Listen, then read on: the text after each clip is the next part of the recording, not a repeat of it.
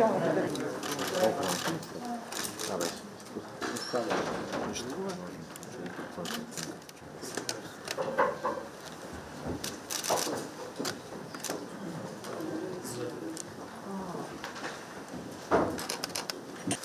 господин министър-председател, уважаеми дами и господа, добре дошли в президентската институция на Република.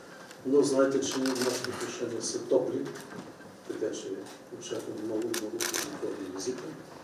Първо искам да ви поздравя с избирането ви на длъжността министър-председател на приятелската република Северна Македония, да ви пожелая успех в вашата високо отговорна мисия. Искам да приветствам и усилията на двете правителства за същевременно очаквам тази нова атмосфера на повишено доверие да улесни работата по останалите нерешени момента в нашия диалог, които възпрепятстват най-вече отварянето на вратата за начало на преговори на Република Северна Македония в Европейския. Паралелно с работата по секторните групи, по всички въпроси за свързаност, за икономическо сътрудничество, селско стопанство, позволява днес за другото седа с внимание диалога, който се води в дебата в Република Северна Македония. Назрява това убеждение, че трябва да има вписване в тези македонски българи в нашата конституция. И за мен, като един от българските, процесът на интеграция да бъде устойчив и необратим. И аз споделям моето убеждение, че вписването на тези македонски българи в конституция, редно с другите части от народа, ще даде кураж и възможност България да отвори механизми, които да гарантират и премахване на езика на омразата и от преодоляването на останали идеологеми от комунистическото насъщане.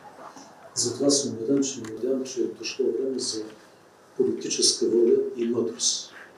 И ако това го покажем и от двете страни, съм убеден, че по възможно най-бързо отвори вратата за начало на преговорите, но ще бъде страната, на която най-много може да разчитате за подкрепа в интеграцията, пътите за интеграция на Република Северна Македония в Европейския.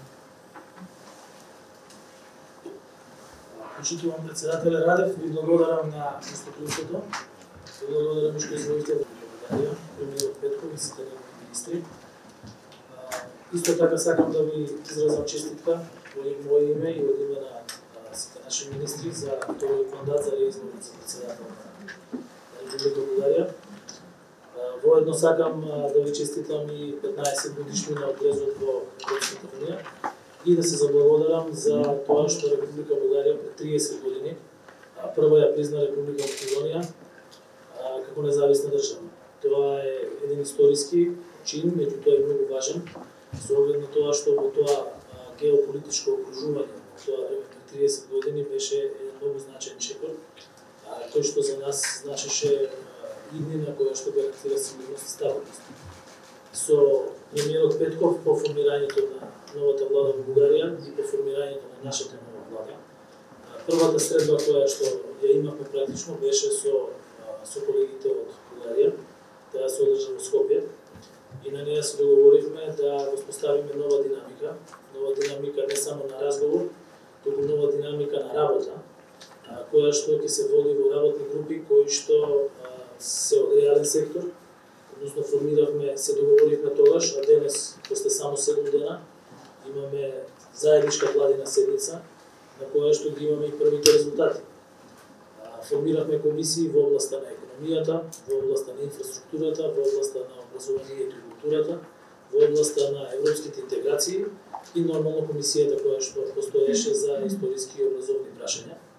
Тука се договоривме за нова динамика на работа, која што нова динамика ќе има конкретни и мерливи резултати со рокови и со резултати кои што ќе значат не само политички бенефит, туку ќе значи и бенефит за граѓаните на двете држави.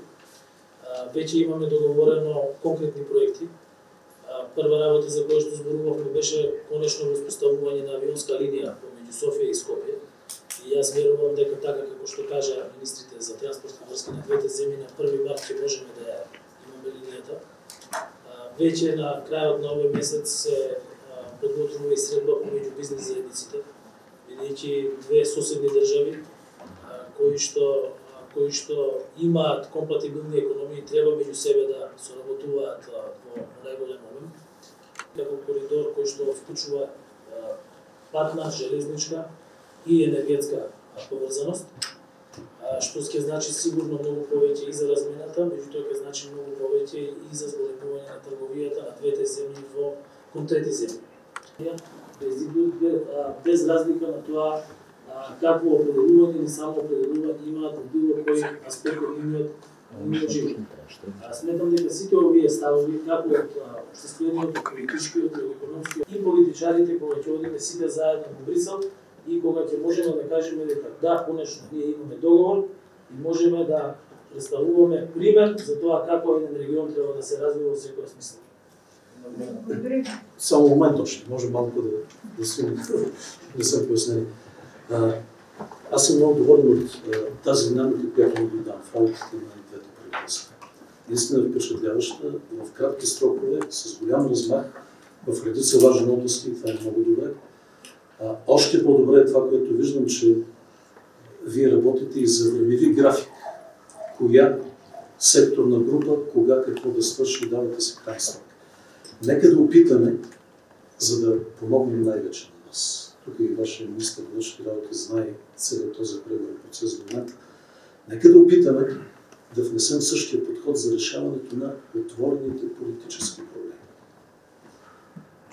Да изясним най-сетне по този пакет 4+1 кои са краткосрочните задачи, които ние трябва да решим преди да започнем начало на преговорите, преди да отворим вратата. Кои задачи са дългосрочни и да ги оставим след като отворим вратата в процеса вече на преговорите за членство и интеграция. Това трябва да имаме много по-чести общувания, открит диалог, искрен, за да може да имаме напредък по тези важни. Во однос на отворените политички прашања, се согласувам дека и динамиката на разговорите помеѓу Министерството за надворешни работи на Северна Македонија и Министерството за надворешни работи на Република Бугарија треба исто така да се интензивира. Сметам дека тие имаат пол капацитет да можат да разговараат за тие прашања. Сметам дека тие прашања можат да се разговараат во духот на добрососедската соработка, при што ќе бидат базирани на европските вредности и при што нормално ќе го задржиме достоинството и на граѓаните на Република Бугарија и на граѓаните на Република Северна Македонија.